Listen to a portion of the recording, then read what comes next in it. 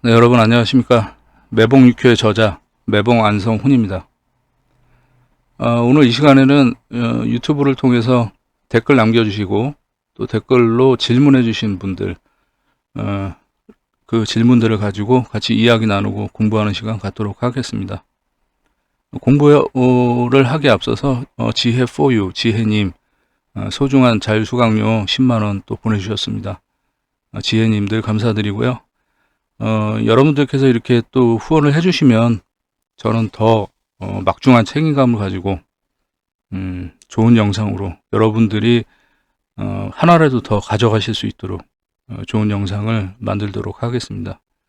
물론 이제 후원금을 뭐 안 보내주셔도 저는 제 책에 대한 책임감 때문에 유튜브 영상을 제작하는 거지만 그래도 여러분들이 또 이렇게 후원을 해주시면 더 힘차게 또 할 수 있는 또 원동력이 되죠. 아무래도 사람이니까요. 네. 그래서 아무튼 간에 여러분들이 후원해 주시는 그 후원금이 아깝지 않으시도록 제가 또 책임감을 가지고 좋은 영상으로 만들어 드리도록 하겠습니다. 다시 한번 지혜님 소중한 후원금 감사합니다. 자, 그러면 질문 한번 보겠습니다. 봄바람님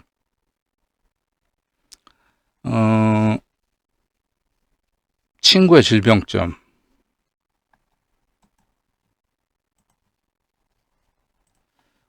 지난번에 봄바람님의 그 친구분이 새벽에 이제 두통이 있다고 그래가지고 봄바람님이 이제 점괘를 보셔가지고 신월의 갑술일 날 수산권꾀를 이제 얻은 거예요. 무동. 예.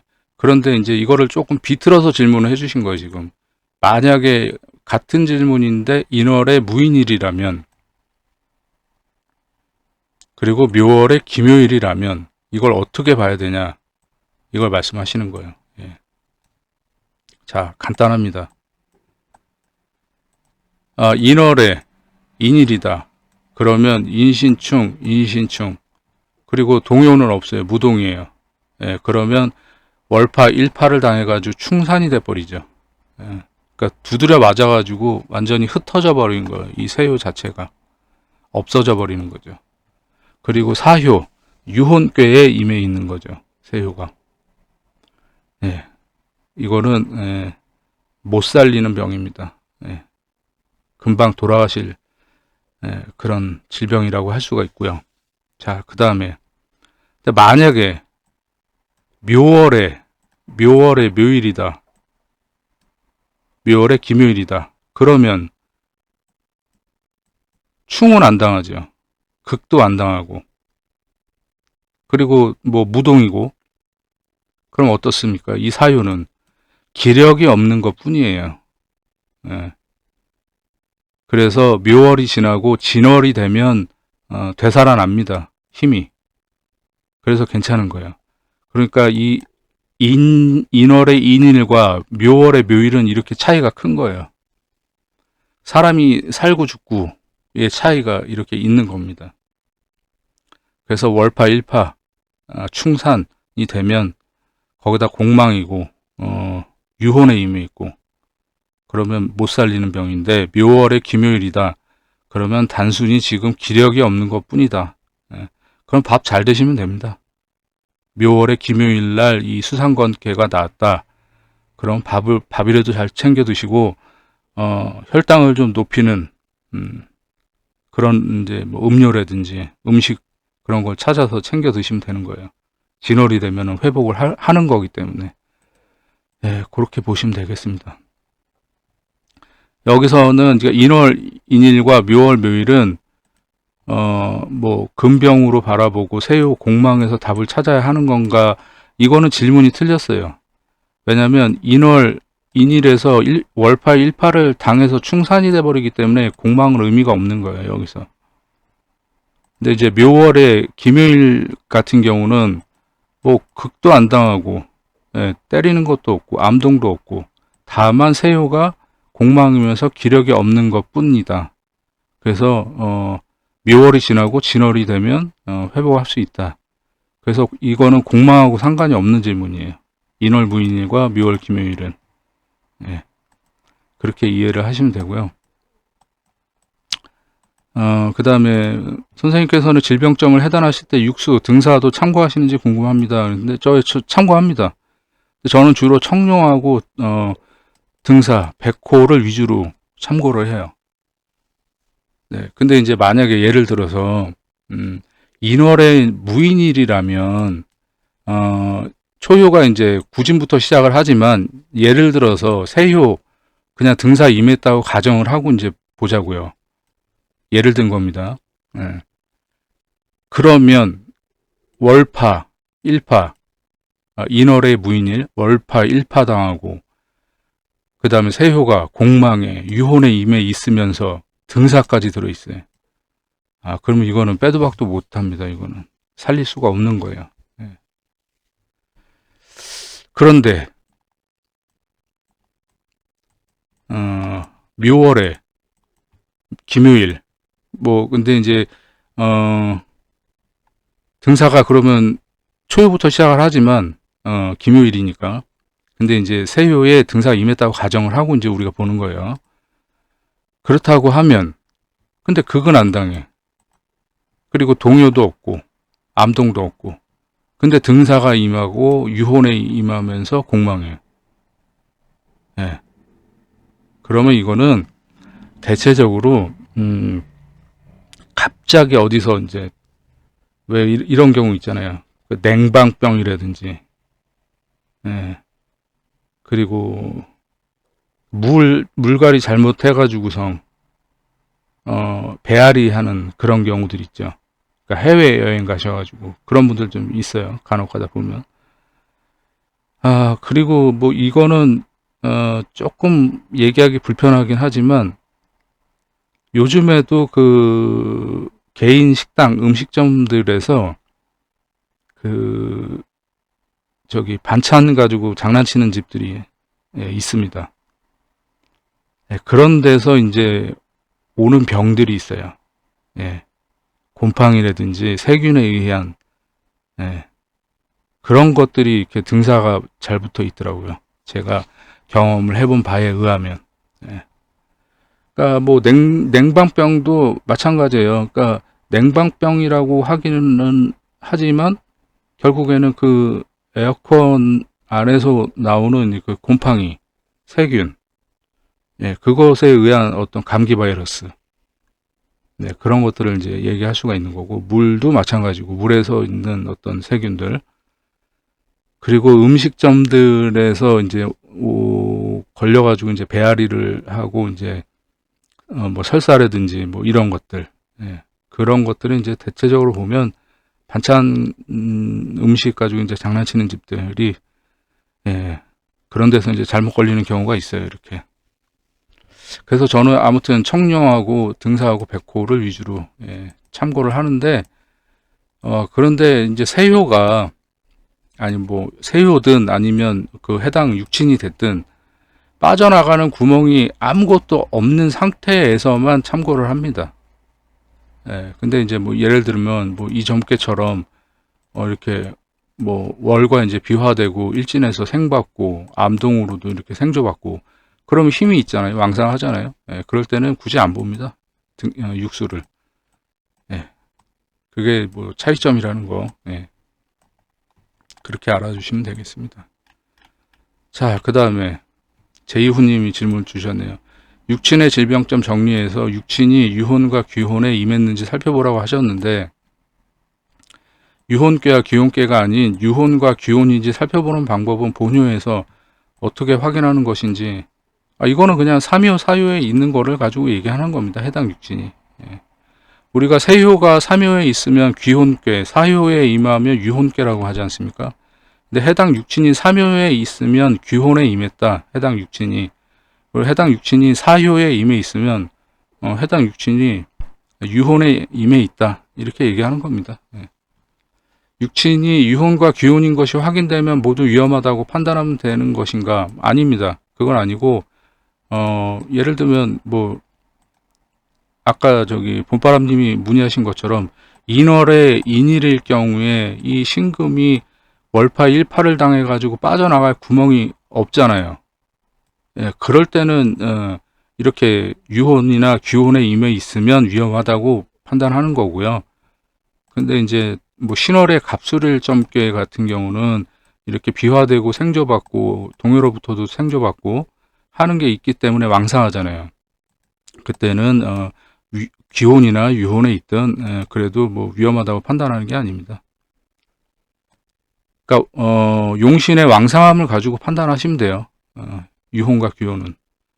유혼께와 귀혼께는 질병점이나 수명점을 해당할 때 참고하지 않아도 되는 것인지 저는 참고합니다. 질병점이나 수명점은 당연히 참고합니다. 특히 수명점에 특히 참고를 하고요. 그 다음에 이제 보통 이제 암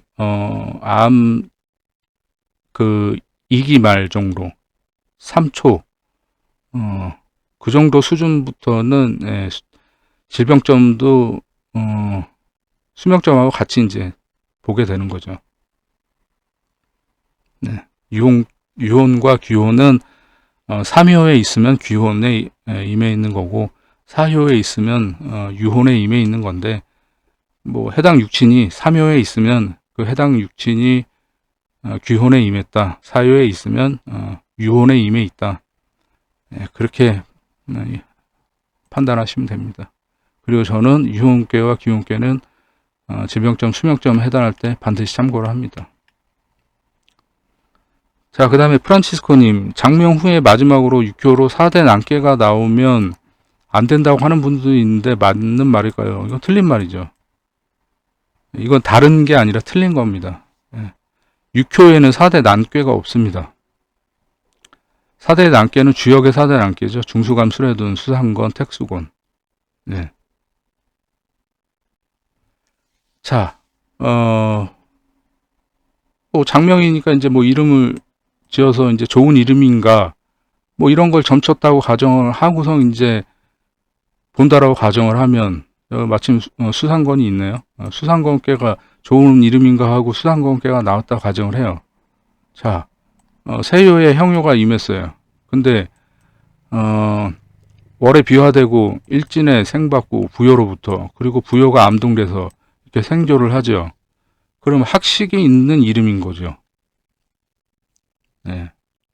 재물하고는 인연이 없어요. 왜 그렇죠? 그러니까 이거를 그냥 가장 예를 들어서 그냥 설명하는 거니까 지금 수상관계는 지금 재효가 복신돼 있잖아요. 근데 만약에 예를 들어서 여기가 재가 임하고 그리고 이렇게 부효가 암동을 하고 세효의 형효가 임했다. 그렇다고 재물운이 없나요? 재물운이 있죠. 자, 그 다음에 뭐 예를 들어서 또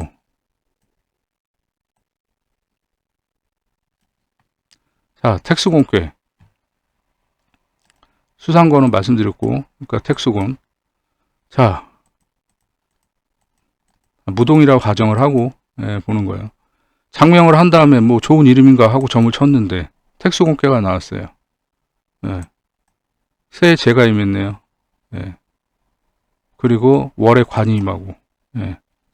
근데 이거를 관제구설 이렇게 보시면 안 돼요. 이 관요 자체가 일지에서 세요를 치는 게 아니기 때문에 이 부분에 대해서는 명예가 있는 걸로 봐야 되는 겁니다. 그리고 세요에 재가 임했기 때문에 재물운이 있는 이름이다. 이렇게 판단해야 되는 거죠. 다만 이제 월과 일에서 세요를 받쳐주는 게 없기 때문에 이 부분이 이제 조금 특수공개에서는 찝찝한 건데, 그런데 뭐 동요가 뭐 해수가 동할 수도 있는 부분이고, 그리고 월과 일에서 재가 임할 수도 있는 거고 손이 임할 수도 있는 거고, 그렇기 때문에 단순히 특수공개라고 해가지고서 뭐 안 좋다, 이건 말이 안 됩니다. 뭐 그 다음에 뭐 이게 이런 게 또 있을 수 있겠죠. 중수감. 자, 어떤 이름인가? 점을 쳤더니 중수감께가 나왔어요. 월에 부여로부터 생조를 받고 그 다음에 일지에 재가 이렇게 또 암동을 하죠. 그러면 학식과 재물이 함께 따르는 이름이다. 그렇죠?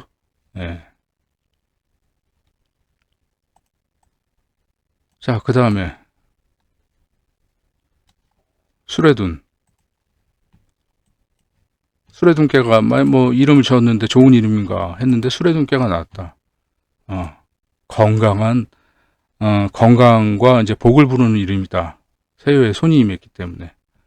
그리고 이제 일지에 재가 임했기 때문에 재물이 끊임이 없이 있는 사람이다. 이름이다. 그런데 이제 이렇게 뭐 초효를 이제 형효를 암동을 하니까 그러면 재물이 나가는 이름 아니냐? 아니죠. 소녀를 이렇게 생조해 주기 때문에.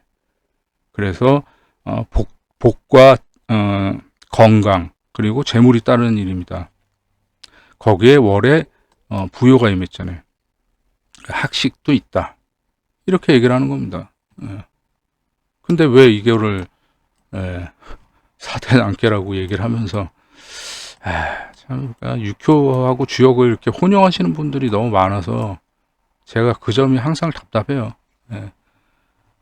그러니까 어쨌든 프란치스코의 질문, 프란치스코님의 질문, 장명 후에 마지막으로 육효로 4대 난깨가 나오면 안 된다고 하는 분들도 있는데 맞는 말일까요? 아닙니다. 틀린 말입니다. 다 좋은 정깨입니다. 그리고 월과 일에서 어떻게 이 세효를 지지고 복구하는지, 뭐가 암동을 하는지에 따라 달라지는 거지, 이 괴만 가지고선 좋다 나쁘다고 얘기할 수는 없는 겁니다. 그래서 틀린 말입니다. 자, 그 다음에 봄바람님. 한의원에서 치료를 받으면 낫겠는가? 이게 이제,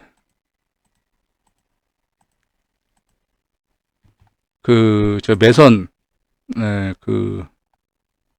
침 맞으신 분, 어제하고 그제 이제 영상 올려드린 거 있죠. 한의원에서 치료를 받으면 낫겠는가? 화풍정편, 천풍고, 6월, 의뢰일, 형 사화의 암동으로 바라보신 이유는 목적 용신인 소녀를 도와주기 때문인가요? 네, 맞습니다. 이렇게 사화. 그래서 이 사화가 미토를 생조해주고, 이 미토가, 동안 미토가 이제 관요, 세요를 딱 때려주기 때문에, 그래서 본 겁니다. 근데 이제 이거를 암동으로 보느냐, 일파로 보느냐, 이거를 되게 헷갈려 하시는 분들이 있는데, 그냥 이렇게 얘기를 해드리고 싶어요. 저는 만약에 이 사화가 여기가 만약에 월이 해수였다.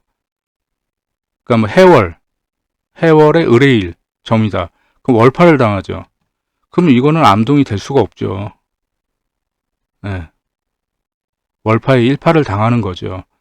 그런데 이 월이 이 암동, 그러니까 이제 힘없는 이 사화라도 월에서 얘를 자극하지 않는 상태, 극하지 않는 상태라면 그냥 저는 그냥 암동으로 봐주는 거예요.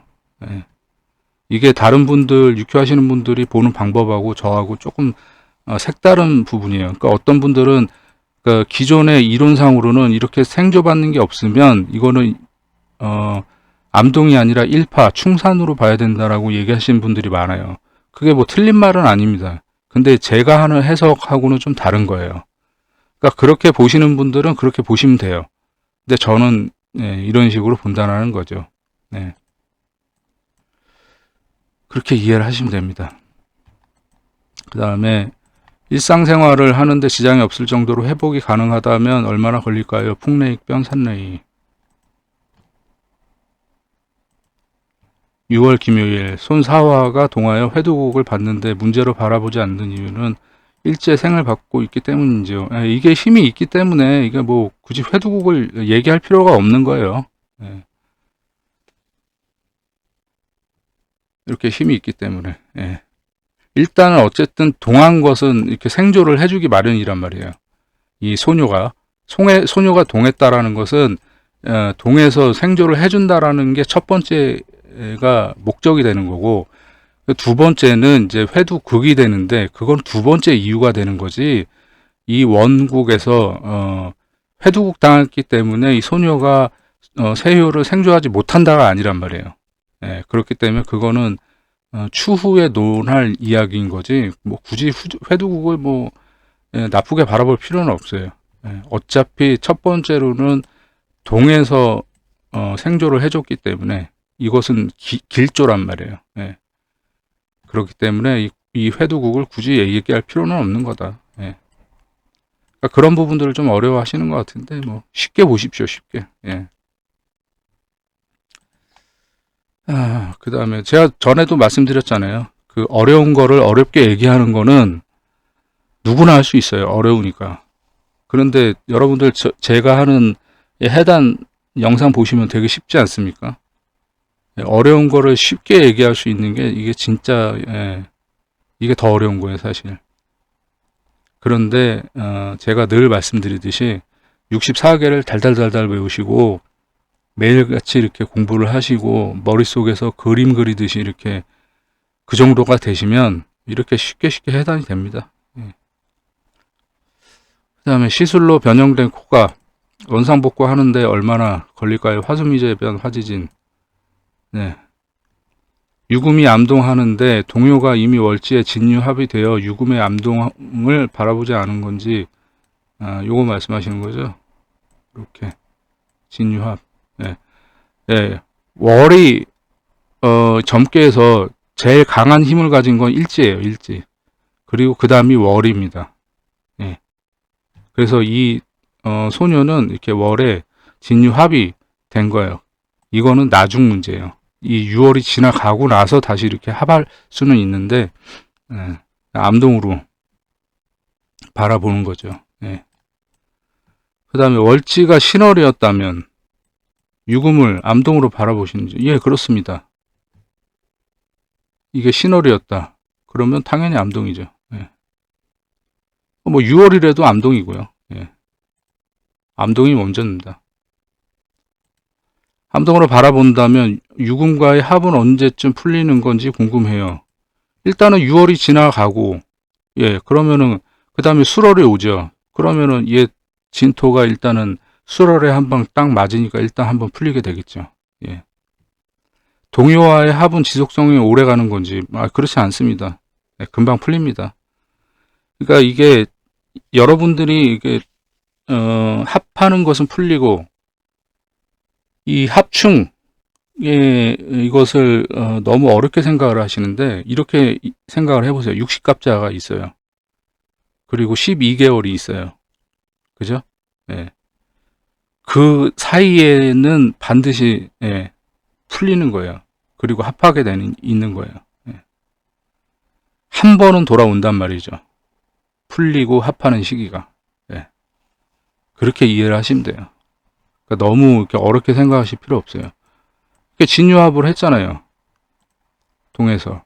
언제 풀리겠어요? 다음 달이면 풀리죠. 수월이 되니까. 간단하잖아요. 여러분들이 너무 이렇게 꼬아서 어렵게 생각을 하시고 꼬아서 생각을 하니까 이게 어려운 거예요. 그러니까 지금도 봄바람님 질문이 봐봐요. 이거를 이제 암동으로 보느냐, 얘하고 합으로 보느냐, 얘하고 합을 먼저 봐야 되느냐, 이런 거 물으시는 거잖아요, 지금. 자, 제가 아까 말씀드렸죠. 이 달에서는 월이 제일 중요하지만 점괘의 전체적으로 봤을 때는 일지가 제일 우선시 해야 되는 거예요. 힘이 제일 센 거예요. 그런데 어쨌든 일지는 얘를 지금 암동을 시켰어요. 그리고 동한 2호 진토는 월에 이렇게 진유합을 했어요. 그렇기 때문에 이 진토는 얘하고는 합을 할 수가 없는 거예요. 그럼 언제 합을 해요? 다음 달에 수월이 되면 얘가 풀리죠. 진토하고 이 유금 된 게 풀리면 얘하고 또 합을 하는 거예요. 그런데 얘는 영영 합을 할 수 있을까요? 없을까요? 못하죠. 왜? 얘가 계속 때려주고 있잖아요. 이렇게 암동을 시켜주고 있잖아요. 그렇게 보시면 되는 겁니다.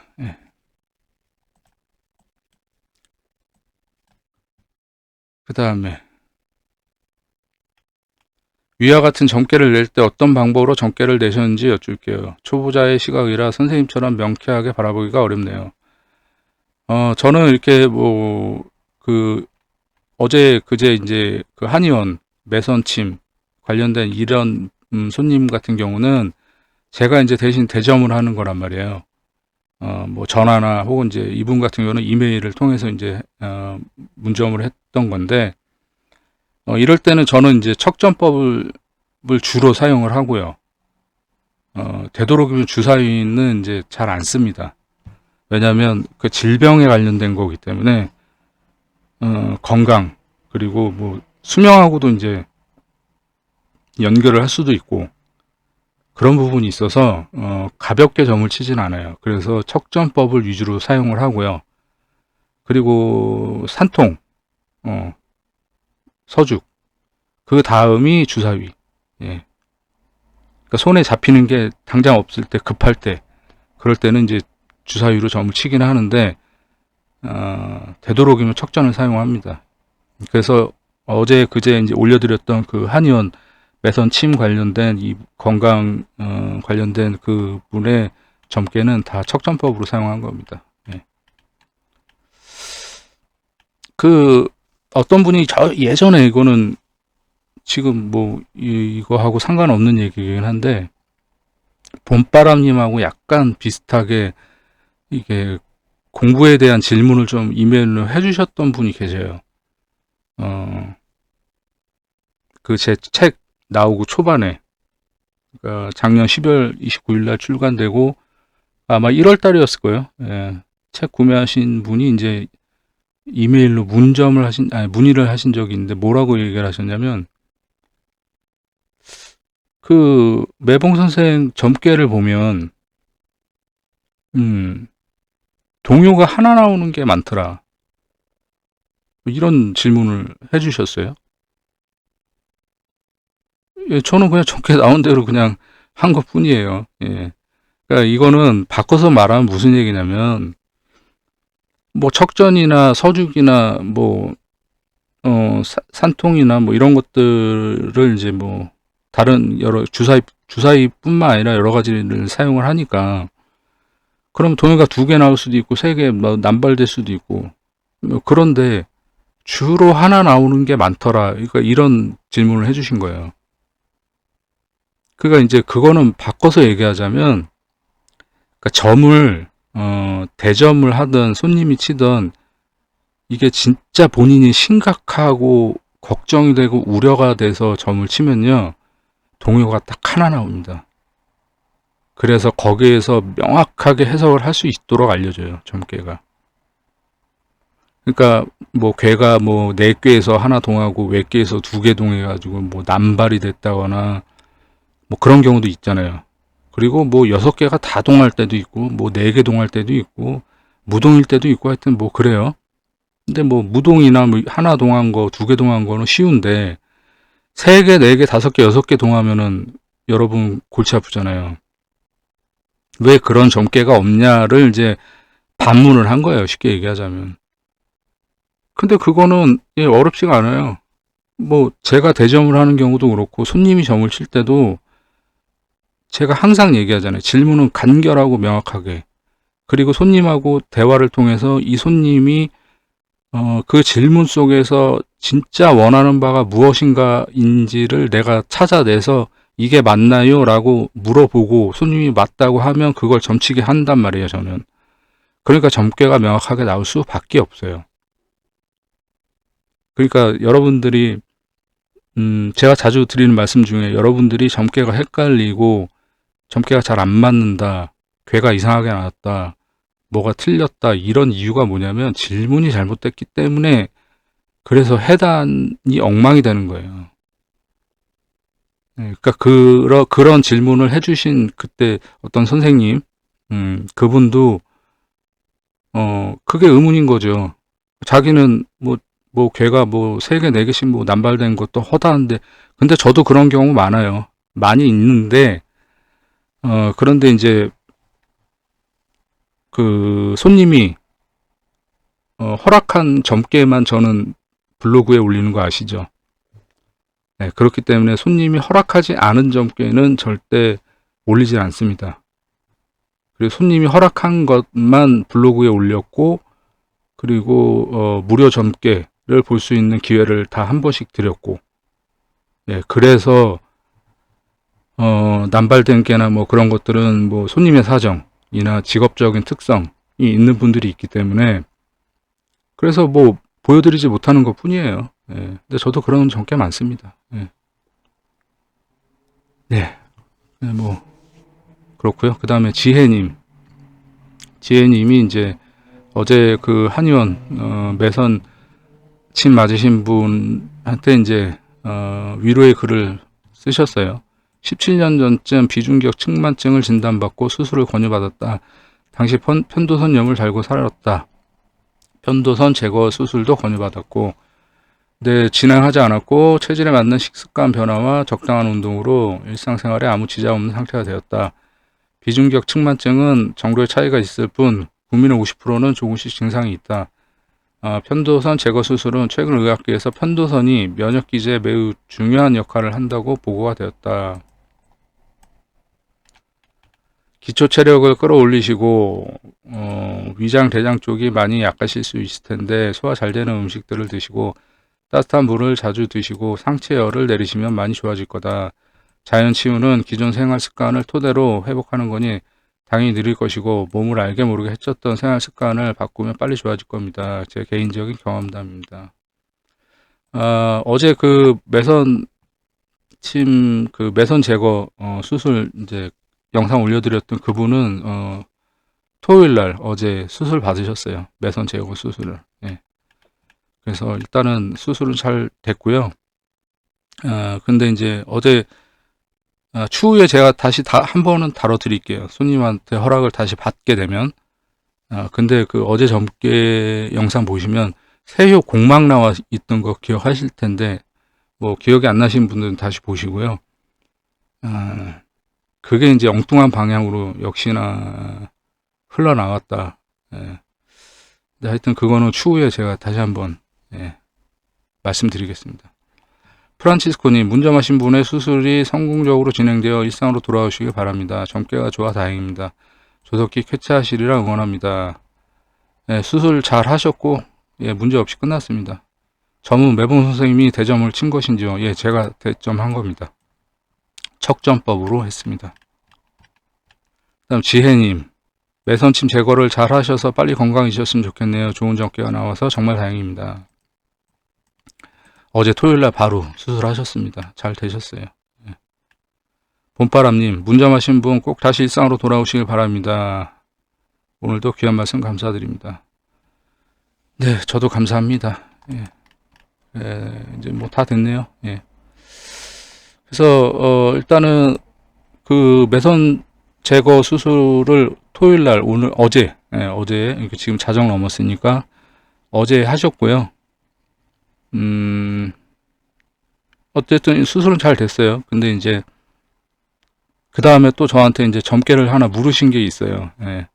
물으신 게 있는데, 네, 제가 아직 그분이 이제 수술하신 지 이제 몇 시간 지나지 않았고, 이제 지금 휴식을 취하시는 상태이기 때문에 제가 그 점괘에 대해서 허락을 구하지 않았기 때문에 여러분들한테 아직 보여드릴 수가 없는데, 이제 추후에 이제 허락을 받으면 이전 영상에 그 세육 공망인 것이 왜 그렇게 나왔는지, 그리고 요번 점괘는 무엇을 받는지, 그래서 어떻게 나왔는지 그것을 다음에 한번 손님께 허락을 받게 되면 그때 한번 보여드리도록 하겠습니다.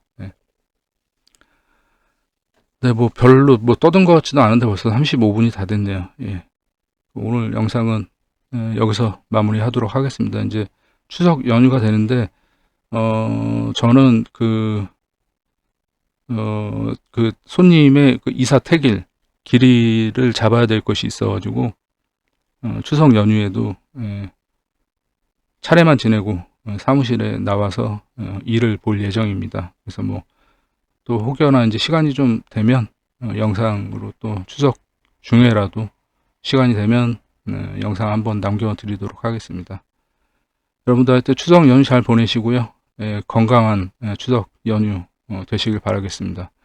그리고 마지막으로 다시 한번 지혜님 소중한 자율수강료 10만원 후원해 주신 거 너무너무 감사합니다. 고맙습니다. 자, 그럼 오늘 영상은 여기서 마무리하도록 하겠습니다. 저는 무불도였습니다. 감사합니다.